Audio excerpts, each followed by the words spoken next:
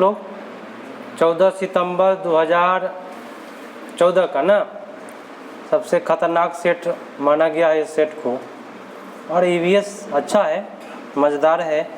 प्रथम प्रश्न है कि कौन सा दो धातुओं का मिश्रण है?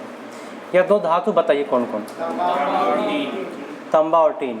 इसके आगे आपसे पूछेगा पीतल किसका मिश्रण है, तो तांबा और जस्ता का। याद रखिएगा। निम्नलिखित में से उस समूह को चुनिए जिसमें खाना पकाने के तरीके दिए गए। सेक कर, सबसे पहले सेकेंगे, तब तलेंगे, तब क्या करेंगे, भून देंगे। ये सबसे अच्छा तरीका है। नेक्स्ट है माउंट एवरेस्ट के विषय में सही कथन को चुनिए। यह नेपाल का भाग है और इसकी ऊंचाई जो है 8900 मीटर है, लगभग में 8848 मीटर उसका एक्यूरेट है। चलिए, रेगिस्तानी ओक एक पेड़ का नाम है जिसकी जड़ें उस गहराई तक ज़मीन के भीतर जाती है जब तक कि पानी तक न पहुंच जाए। इस पेड़ की गहराई इस पेड़ के लगभग कितना होता है? 30 गुना अधिक होता है, इसका जड़ जाता है। तो ये पेड़ कहाँ है? मतलब कि ओक के बारे में पूछा तो ऑस्ट्रेलिया में मिलेगा। और ये तो बनाने वाला हटा के चलेंगे। बिहार राज्य के लोग ऑस्ट्रेलिया रेगिस्तानी ओक भारत में नहीं मिलता है, ठीक है, ऑस्ट्रेलिया ही मारिएगा। चलिए अगला कि बिहार राज्य के लोग मधुमक्खी पालन शुरू करने का सबसे अच्छा अवधि अक्टूबर से दिसंबर है। और एक व्यक्ति का नाम बताइए जो स्पेशल मधुमक्खी पालन के लिए जाना जाता है। उसका नाम है अनीता कुशवाहा। क्या नाम है? हाँ, बोचहा की है। नेक्स्ट है खेजड़ी के बारे में। देखिए पढ़ते हैं हम, आप लोग बोलिएगा सही या गलत, ठीक है। यह वृक्ष मुख्यतः रेगिस्तानी क्षेत्र में पाया जाता है। सही मार दिए। इसमें अधिक जल की आवश्यकता नहीं होती है। सही है। यह छायादार वृक्ष है जिसकी छाया में बच्चा खेलना पसंद करता है। यह अपने तने में जल एकत्र करता है और लोग पतले पाइप का प्रयोग करते हैं। नहीं, ये ओक का है, खेजड़ी का बात नहीं है, ठीक है। खेजड़ी का 1 2 3 वाला केवल सही जा रहा है। हाथियों के बारे में बताना है, ठीक है। हाथियों के विषय में सही कथन। फर्स्ट बोला, आप लोग गलत सही बोलना है, ठीक है। चलिए, हाथी अपना अत्यधिक भार होने के कारण बहुत आराम करता है। गलत। बी बोला कि 3 महीने के हाथी का भार सामान्यतः 2 क्विंटल होता है। सही है। वयस्क हाथी एक दिन में 2 क्विंटल से भी अधिक पत्तियां खाता है। कितना खाता है? 1 क्विंटल खाता है, ठीक है। और हाथी दिन में 8 से 10 घंटे सोता है। गलत है। मतलब 2 से 4 घंटा ही सोता है। कीचड़ में खेलना पसंद है। और अगला प्रश्न भाई देख करके ही आपका जवाब आ गया होगा कि 3.5 मीटर का रहा है, 10 से 12 फुट का रहा है, बांस की बात कर रहा है। तो सीधा सीधा बात हम लोग चलेंगे असम पर। भाषण की आवश्यकता नहीं है। ब्रेल लिपि में बिंदु बताइए। ब्रेल लिपि में 6 बिंदु होती है। इसको पूरा एकदम याद रखिएगा। 8 और 6 में बहुत बड़ा फर्क पड़ जाता है। कितने लोग भाई जब भूल जाता है तो 8 पर उसका दिमाग अटक जाता है। तो ब्रेल लिपि में कितना बिंदु है? 6 है। निम्नलिखित में से कौन सी काफी हद तक अपनी गर्दन पीछे तक घुमा लेता है? उल्लू घुमा लेता है। 360 डिग्री तक घुमा लेगा उल्लू अपना गर्दन। अगर कहेगा कि भाई झटका से आगे पीछे, मैना। और कोयल की बात करें तो कोयल का गुण जान जाइए, यह अपना अंडा कौवे के घोंसले में देता है, ठीक है। और वो बहुत चालाकी से उसके अंडे को फेंक देता है ना। और उसका पालन पोषण कौवा करता है। कौवा का अगर बात करें, कौवा के बारे में जान जाइए तो ये पेड़ के ऊंची डाली पर अपना घोंसला बनाता है, ठीक है। चलिए नेक्स्ट पढ़ाते हैं। कौवा को चालाक पक्षी भी कहा गया है, लेकिन कोयल के सामने में चालाक नहीं। हमारे देश के नीचे दिए गए भाग में से खाने की चीज़ जैसे कि टेपियोका की बात जैसे ही आया होगा आपका मन केरल पर जाएगा।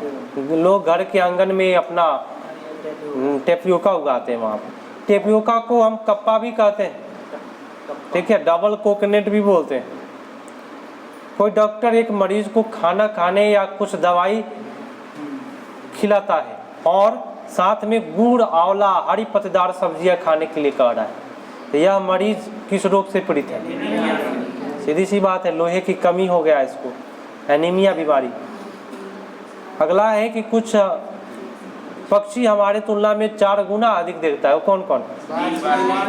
चील, बाज, गिद्ध जो है ना, वह 4 गुना देखता है। लेकिन एक 6 गुना का प्रश्न आता है, पता है आपको? हाँ, बाघ, शेर, चीता जो है 6 गुना देखता है। भारत के मानचित्र में दिल्ली की स्थिति के सापेक्ष हिमाचल प्रदेश और मध्य प्रदेश की राजधानी, तो भाई दिल्ली आपका क्या है? मान लीजिए यहाँ आप जो बैठे हैं उसको दिल्ली मान लीजिए, ठीक है। मान लीजिए हम लोग कहाँ है? दिल्ली में।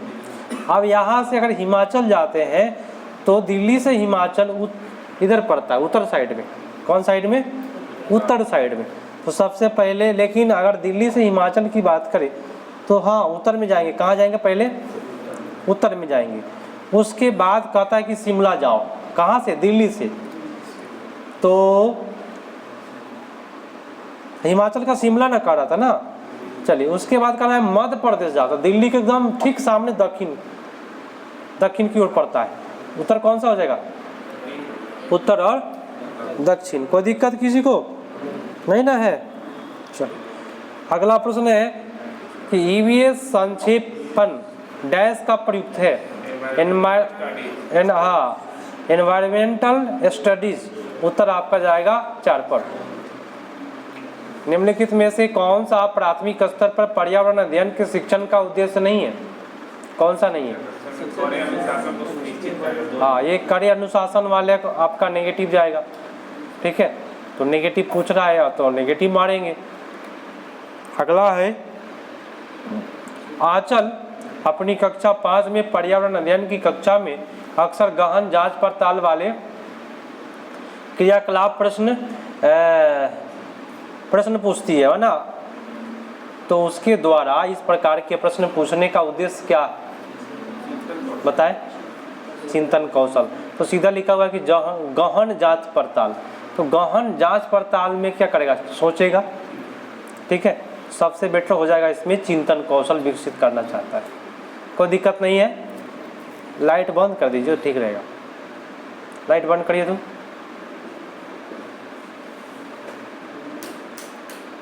बंद करिए। चलिए अगला प्रश्न है। प्रश्न कहता है कि कक्षा 3 के विद्यार्थी को हमारे दोस्त पक्षी प्रकरण पढ़ाते समय नलिनी नीचे दी गई पद्धतियों का प्रयोग करती है। देखिएगा कौन कौन सा पद्धति है। फर्स्ट पद्धति है कि भाई पक्षियों पर आधारित वृत्त चित्र दिखाना।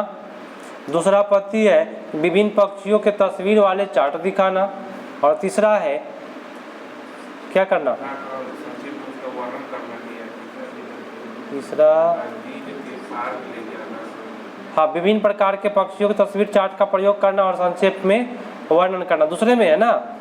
और तीसरा है कि शिक्षार्थियों को नज़दीक पार्क में ले जाना और उनसे पक्षियों को ध्यान से देखने के लिए कहना। और नलिनी निम्न में से किस परियोजना के लिए सीखने के लिए विभिन्न प्रकार का आयाम का प्रयोग कर रही है? माने कौन सा प्रयोग कर रहा है? चलिए, बहुबुद्धि वाला जो विद्यार्थी है उसको अलग अलग आवश्यकता को क्या करेंगे? पूरा करने के लिए कोशिश कर रही है। सबसे बेटर आपका बी है, इससे बेटर कुछ ऑप्शन इसमें दिखाई नहीं दे रहा है, ठीक है। चल अगला है जो खेल हम खेलते हैं प्रकरण शिक्षण के शिक्षार्थियों की अधिगम भागीदारी के लिए निम्नलिखित में कौन सी शिक्षण युक्ति प्रभावी होगी? देखिए, शिक्षार्थियों के लिए खेल के मैदान में ले जाइए और उन्हें अलग अलग दिन में अलग अलग खेल खिलाइए। सबसे बेटर ये होगा, क्योंकि वह अलग अलग तरीका और विभिन्न खेलों के बारे में जानेगा, उसके बारे में जानकारी उसको मिल जाएगा। लेकिन अगर हम आपको कहें कि भाई खेल का कार्ड बनाना अच्छा होगा? नहीं है। सबसे अच्छा कि बच्चा को ले जाइए फील्ड में, अलग अलग दिन अलग अलग खेल खिलाइए। सबसे बेटर आपका उत्तर 1 पर जाएगा। निम्नलिखित में कौन सा पर्यावरण की कक्षा में रूपात्मक आकलन का समुचित कार्य नहीं है? देखिए रूपात्मक का तो फर्स्ट में बोला कि भाई पाठ में दी गई शब्दावली की परिभाषा की व्याख्या करना, दिए गए प्रयोगात्मक क्रियाकलाप को पूरा करने के लिए अवलोकन दर्ज करना, और सी है कि प्रयोगात्मक रूप से चिन्हित करने वाले आरेख बनाना, जल प्रदूषण के हानि के बारे में चर्चा करना। तो कौन सा रूपात्मक आकलन के बारे में समुचित मतलब कि सही नहीं है? आपका उत्तर सबसे बेटर यहाँ पे एक ही जाएगा, ठीक है। इसको सुधार कर लीजिएगा अगर गलत आंसर दिया हो तो, और इसको सुधार करिएगा।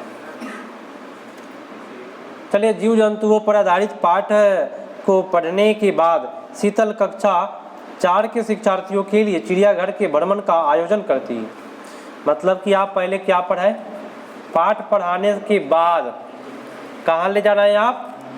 चिड़ियाघर ले जा रहे हैं। शिक्षार्थियों को मदद करेगा, क्या करेगा? तो सीधी सी बात है, पढ़ा दिए उसके बाद में प्रैक्टिकल के लिए जा रहा है चिड़ियाघर में, देखेगा तो उसका वास्तविक जीवन में देख लेगा कि हाँ कौन सा जानवर कैसा होता है।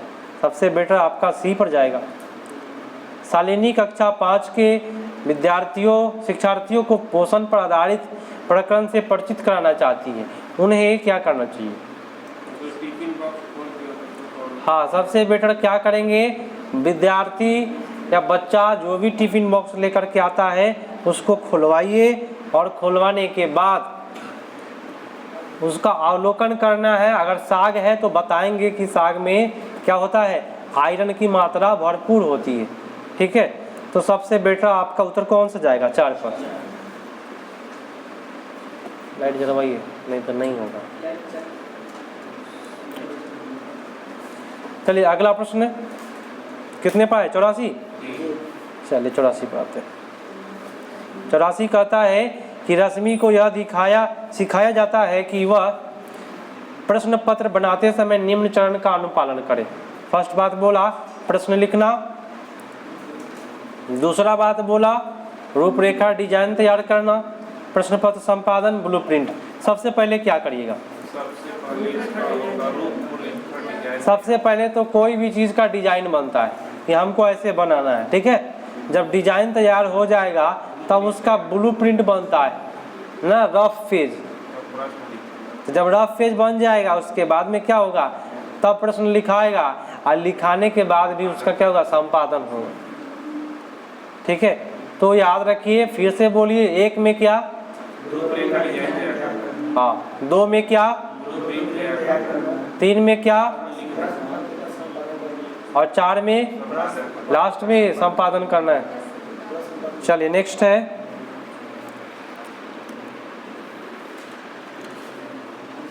नेक्स्ट कहता है कि हरप्रीत अपने शिक्षार्थियों को यह सुझाव देना चाहती है कि पर्यावरण संरक्षण के लिए किस प्रकार एक व्यक्ति सबसे अच्छे संभावित तरीके से अपना योगदान दे सकता है। उसका सबसे बेहतर सुझाव हो सकता है क्या? आने जाने के लिए सार्वजनिक साधनों का प्रयोग करना। आने जाने के लिए सार्वजनिक, हाँ, वाहनों का प्रयोग करना सबसे बेटर आपका उत्तर 1 पर जाएगा, ठीक है। नेक्स्ट है कि कक्षा 5 के शिक्षार्थियों में जिज्ञासा जागृत करने का निम्न में से सबसे प्रभावशाली तरीका कौन सा है, बताएं।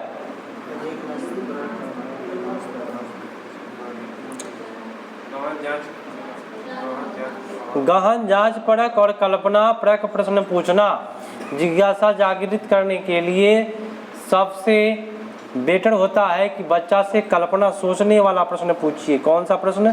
सोचने वाला प्रश्न पूछिए, ठीक है। अगला है, यदि 1 महीने के लिए बिजली ना हो तो हमारा जीवन किस प्रकार प्रभावित होगा, बताएं। माने इस प्रकार का प्रश्न जो होता है, क्या उद्देश्य है पूछने का? बच्चा सोचेगा क्या, शिक्षार्थी क्या करेगा, कल्पना करेगा कि हाँ भाई डीजल नहीं होगा तो क्या हो जाएगा, ठीक है। उत्तर जाएगा आपका 3 पर। कक्षा 5 की पर्यावरण अध्ययन की पाठ्यपुस्तक के एक पाठ में सर्वेक्षण और लेखन पर एक भाग मुख्य उद्देश्य है। क्या क्या उद्देश्य है उसका? देखिए, सर्वेक्षण और लेखन, अगर आप किसी भी बच्चा से सर्वेक्षण करवाना चाहते हैं तो बच्चा को एक प्रकार का अवसर मिलता है कोई काम करने का, सर्वेक्षण करने का। तो क्या लिखा है? शिक्षार्थियों को अवसर उपलब्ध कराना कि वे चीज़ों को खोजे और सीखे, क्योंकि सर्वेक्षण में कभी भी खोजा जाता है और सर्वेक्षण करते समय सीख भी मिलता है। ठीक है, और आंकड़ों का जब सर्वेक्षण करेगा तो खोज ही ना होगा।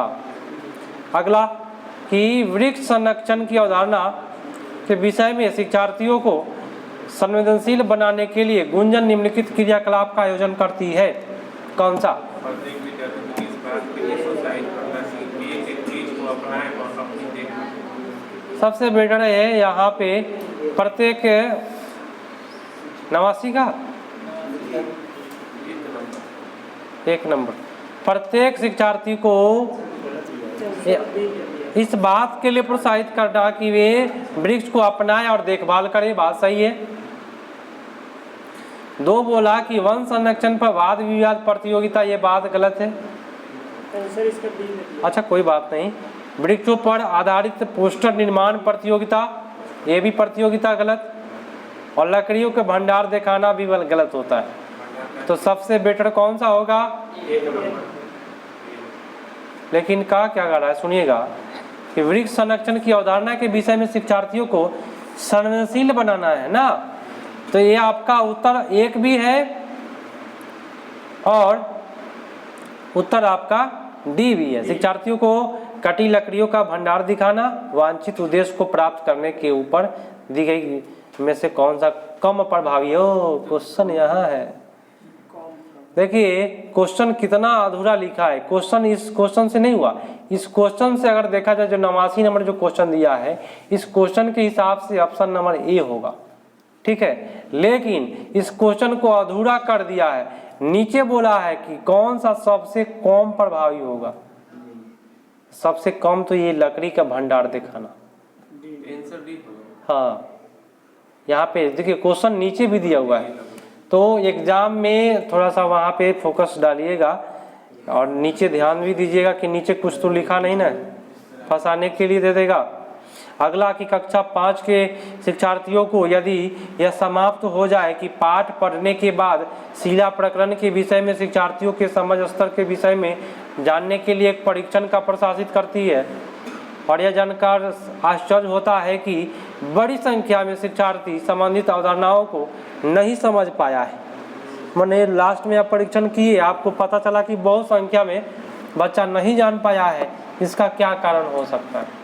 पढ़ने के लिए सही पद्धति का प्रयोग नहीं किया। हाँ, जो भी प्रकरण पढ़ाई हुआ है उसका पद्धति का सही प्रयोग नहीं हुआ है, जिसकी वजह से अधिकांश बच्चे समझ नहीं पाए हैं। आपका उत्तर 1 पड़ गया। अब आइए तुरंत इसका हिंदी कर लेते हैं।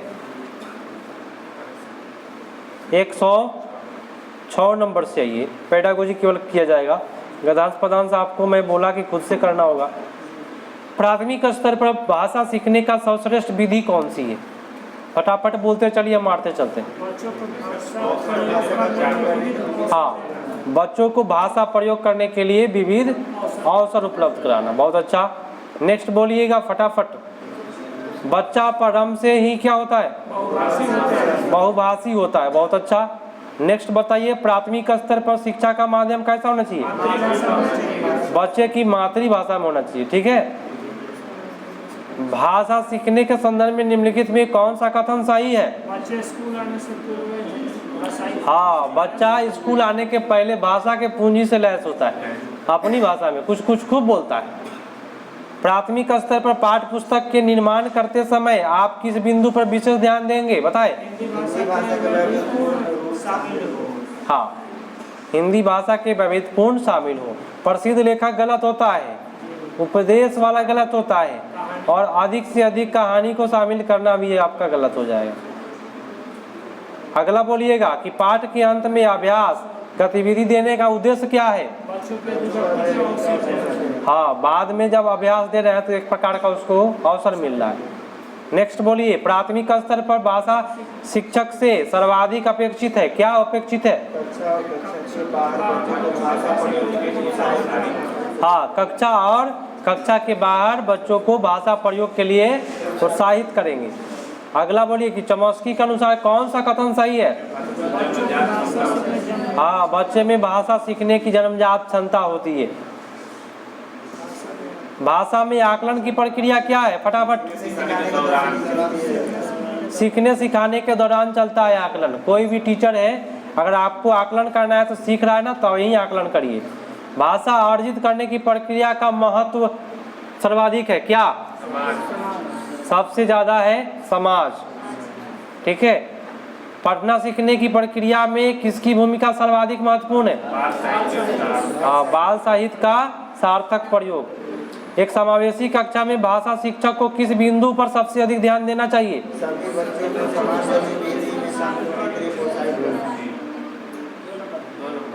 क्या बोला है कि एक समावेशी कक्षा में भाषा शिक्षक के किस बिंदु में सबसे अधिक ध्यान देना चाहिए? विविध प्रकार के दृश्य सामग्री का प्रयोग करना, ये भी सही है। सभी बच्चों को समान गतिविधि, देखिए समान गतिविधि सबको नहीं दीजिएगा, ये गलत है। आप लोग कैसे मार दिए? सबको समान गतिविधि कैसे दीजिएगा अगर कोई विकलांग हो तो?